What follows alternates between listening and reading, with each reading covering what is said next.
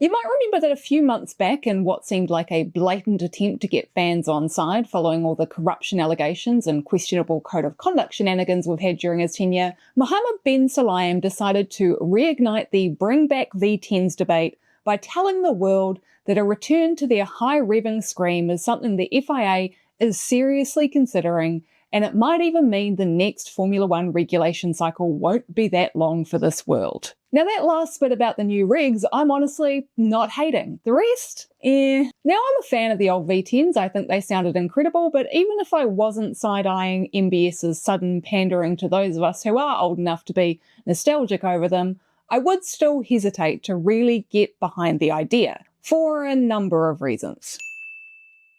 Kia ora, my name's Kimmy, I talk F1 in the world's second worst accent, and before I get started, let's clarify exactly what Sulayem said. While we look forward to the introduction of the 2026 regulations on chassis and power unit, we must also lead the way on future technological motorsport trends. We should consider a range of directions, including the roaring sound of the V10 running on sustainable fuel. Whichever direction is chosen, we must support the teams and manufacturers in ensuring cost control on R&D expenditure. Right, okay.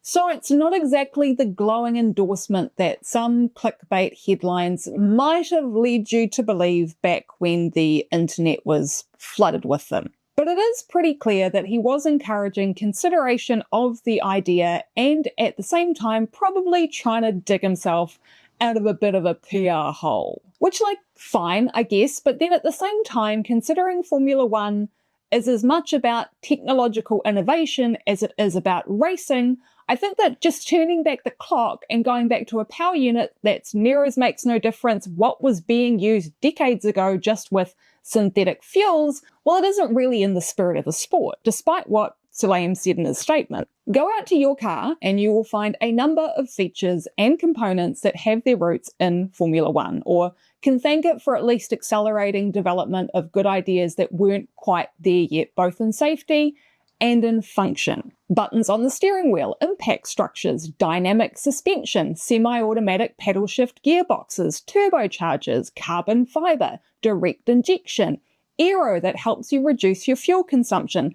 The list is a long one, and it doesn't just extend to cars. Manufacturing and logistics developments, mobile connectivity, public transport, even the fact that advancements in computational fluid dynamics, or what you might know as the CFD or the virtual wind tunnel, have helped reduce energy consumption in your local supermarket refrigeration aisles. Now, I'll put my hand up and admit I used to be one of the people who was making the call to bring back V10s. I love a good V10 car as much as the next car nut, and personally, I'm not a believer in electric vehicles as a long-term solution. But a move back towards V10s to me just doesn't seem like something that will continue this culture of innovation in any meaningful way that isn't already being explored, especially when you consider the cost cap and the fact that F1 teams are already struggling to recruit the very best of the best when it comes to the kind of engineers who are able to conceptualize and implement development at the pace it would need to happen. I'm just going to come back to a small part of MBS's statement. Whichever direction is chosen, we must support the teams and manufacturers in ensuring cost control on R&D expenditure. Now that line doesn't really give me confidence that they'd consider a big bump in the cost cap to make sure teams can actually hire people able to do the job and innovate rather than just recreate. Yeah, the cost cap's been boosted a little bit in the lead up to the 2026 regulations change, and there has been this whole thing with Sauber getting special extra budget thanks to Switzerland's high employment costs.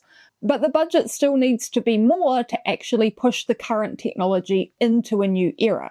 And also, to be completely honest, as much as they don't sound it on the telly, the current outgoing V6 turbo hybrid engine sounds pretty damn sick on the overrun if you're lucky enough to be able to afford a Grand Prix ticket, particularly the Honda. The crackle that thing makes is so incredibly satisfying. So to make a return to V10s feasible, I think there needs to be some kind of true benefit in a broader global context. Perhaps the push to bring synthetic fuels into F1 will be a big benefit globally in the development of a more reliable and efficient V10 engine so that refueling isn't required, because I can guarantee you that's something that will not ever be coming back, will help prove that EVs are just a fad that we don't need to keep living with. And I'm not going to get deep into the why of why I have such a bee in my bonnet about EVs, but let's just say the picture is a hell of a lot bigger than just how much you're spending on driving to work every day, and the ecological and political impact of powering everything with lithium-ion batteries isn't going to do us or the earth any favours. Also, I am sick of my power company making a game out of reducing energy consumption at peak times because everyone's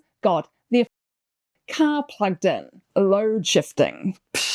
Anyway, that's the extended version of point number one. The other factor is the racing. Now, I'm not saying racing is necessarily better now, it's just different. Back before DRS, before the hybrid and crossing over with a bit of KERS, refueling was a big component of race strategy.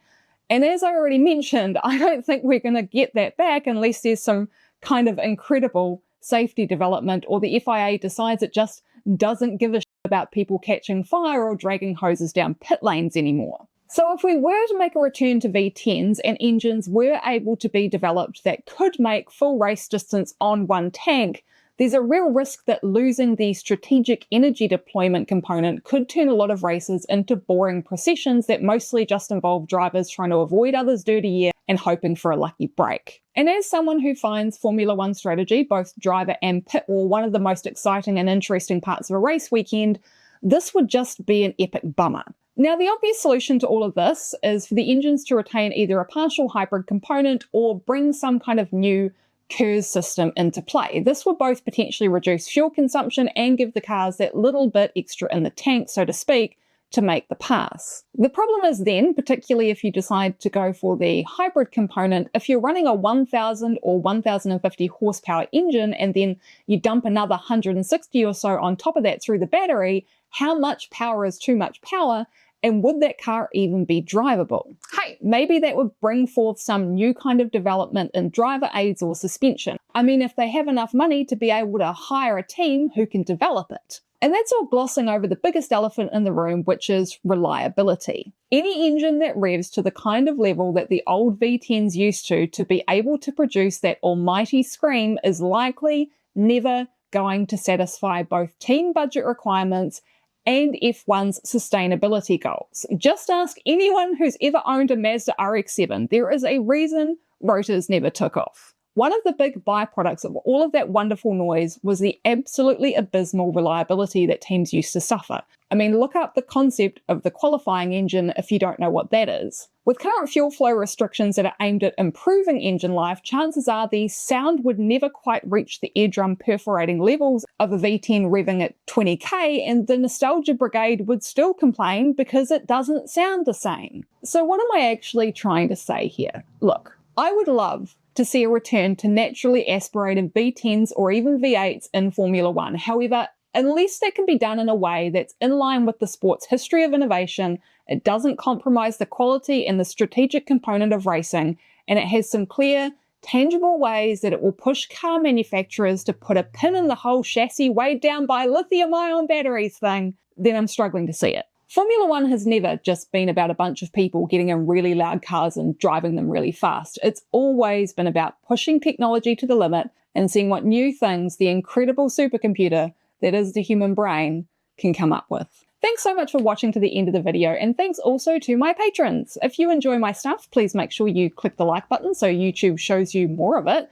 And if you'd like to support me on Patreon for as little as $3 New Zealand a month, the link is in the description as well as right here on the screen. Be kind to one another in the comments. Ka kite. I hope to see you here next time.